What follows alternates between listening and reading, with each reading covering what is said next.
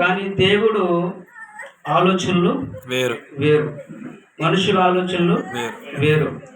మనం చూస్తే ఇస్సాకు గురించి మనం చూస్తే తన కుమారులు ఇద్దరిని కూడా ఆశీర్వదించడానికి రమ్మంటారు. ఇస్సాకు ఇష్టమైన కుమారుడు ఎవడు? ఏసావు.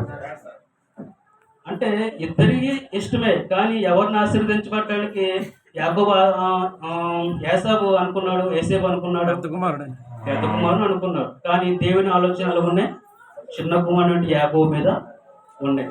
కాబట్టి నా యొక్క దర్శనం, నేను ఈ యొక్క ఎంగేజ్మెంట్కి కాకముందు సేవ నిమిత్తం అంటే ఇసుకపల్లి వెళ్ళినప్పుడు, అక్కడ ఒక 40 రోజులు ట్రైనింగ్కి వెళ్ళినప్పుడు, ఒక 10 రోజులు ఉన్నప్పుడు, తర్వాత ఒక నైటు ప్రార్థన చేసుకుని పడుకున్న తర్వాత అక్కడ ఉన్నటువంటి నాన్నగారు లేదంటే తన అబ్బాయి ఇద్దరు కలిసి కలలో మాట, ఇద్దరు వచ్చి ఒక తైల పుట్టు పట్టుకొని నీ పడుకున్న స్థలానికి వచ్చి, లెగు సుందర్ కుమార్ నిన్ను అభిషేకం చేయాలన్నప్పుడు నేను లేచి మోకాలేసి మోకాలేసి ఉన్నప్పుడు వాళ్ళిద్దరూ కూడా నన్ను అభిషేకం చేసినట్టు దర్శనం వచ్చింది. ఆ యొక్క దర్శనం మా నాన్నగారికి చెప్పినప్పుడు అప్పటి నుంచి కూడా ఏం చేశాను, నేను లోబడి సేవకి సమర్పించుకున్నాను. అంటే ఒక మొట్టమొదటి గుండగా సేవ చేయాలంటే మనకి ఏదోటి ఒక ఆనమాలు ఉండాలి. అందరూ సేవకులు అవుతారు, అందరూ కూడా సేవకులు అవ్వాలని ఆశపడుతూ ఉంటారు. కానీ దేవుడు వారికి ఏదో ఒక ఆనమాలు ఏం చేయాలి, చూపించాలి. పౌలు గారిని దేవుడు ఏం చేశారు, దర్శనమిచ్చి కలలో మాట్లాడి అతను ఏం చేశారు, అభిషేకించారు. పౌలు గారు అంత గొప్ప సేవ చేయడానికి తనకున్న సేవ దర్శనం వల్ల అతను ఏం చేసుకున్నాడు, దేవుడు వాడుకున్నాడు. తర్వాత చాలామంది సేవకుల్ని బైబిల్లో చూస్తే చాలామంది దర్శనం ఇచ్చి వాడుకున్నారు. ఈరోజు కూడా దినాల్లో చాలామంది సేవకులు వస్తున్నారు, కానీ వారికి సేవా దర్శనము ఉండదు. ఏదో సేవ చేస్తాను వస్తారు, కానీ ఒక సంవత్సరం చేస్తారు, 2 సంవత్సరాలు చేస్తారు, తర్వాత వారు ఏం చేస్తారు, సేవని విడిచిపెట్టేస్తారు.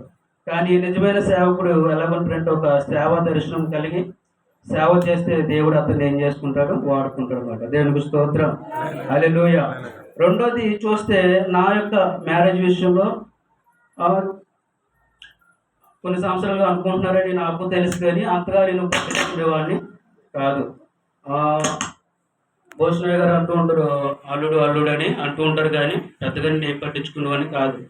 కానీ ఒక రోజు ఏం చేశారంటే, మా చెల్లికి ఎంగేజ్మెంట్ అయిన తర్వాత ఎంగేజ్మెంట్ చేయాలని అనుకుంటున్నప్పుడు నాకు పెళ్లి చూపులని ఏమీ లేదు, పెళ్లికి సంబంధించింది ఏమీ కూడా జరగలేదు. ఒకసారి ఫోన్ చేశారన్నమాట, మా మామయ్య గారు ఫోన్ చేసి, కృప ఎంగేజ్మెంట్లోనే మీ ఎంగేజ్మెంట్ కూడా పెట్టేస్తున్నామని అన్నారు.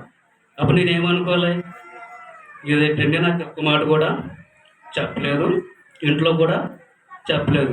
అదే ఫస్ట్ టైం నేను ఏదో జాబ్ చేస్తూ వస్తున్న టైంలో ఫోన్ చేసి చెప్పాను. ఫోన్లో మాట, అది కూడా దగ్గరకు వచ్చి చెప్పలేదు, ఇంటికి వచ్చి కూడా చెప్పలేదు, ఫోన్లోనే ఏదో చేద్దామండి వారితో కూడా మీరు కూడా ఎంగేజ్మెంట్ చేస్తూ ఉన్నప్పుడు అది కొన్ని కారణాల వల్ల ఆగిపోవడం జరిగింది. కానీ అప్పుడే ఎప్పుడైతే ఆ మాట చెప్పారో ఆ మాటకి నేను మా నాన్నగారిని అడగడం, తర్వాత ఇలాగ అనుకుంటున్నారని చెప్పడం, తర్వాత మా నాన్నగారి మాట వినడం, ఇలాగా ఈ మ్యారేజ్ విషయంలో కూడా దేవుడు ఎంతగానో కృప చూపాడు మాట. దేవునికి స్తోత్రం, హల్లెలూయా.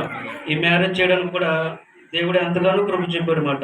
ఎన్నో అపాయాలు, ఎప్పేం చేసినట్టు ప్రార్థన ఉంటుంది కదా, కీడు నుండి ఏమనుందంటే అక్కడ తప్పించమని, కీడు నుండి నన్ను తప్పించుము. మా నాన్నగారు నేను మా ఫ్యామిలీ అంతా కలిసి 3 నెలల క్రితమే ప్రతిరోజు కూడా ఈ యొక్క వివాహం గురించి ప్రార్థన చేస్తూనే ఉంటున్నాం. ప్రతి సోమవారం కూడా సంఘటనలు పిలుచుకుని వారితో కూడా ప్రార్థన చేస్తూ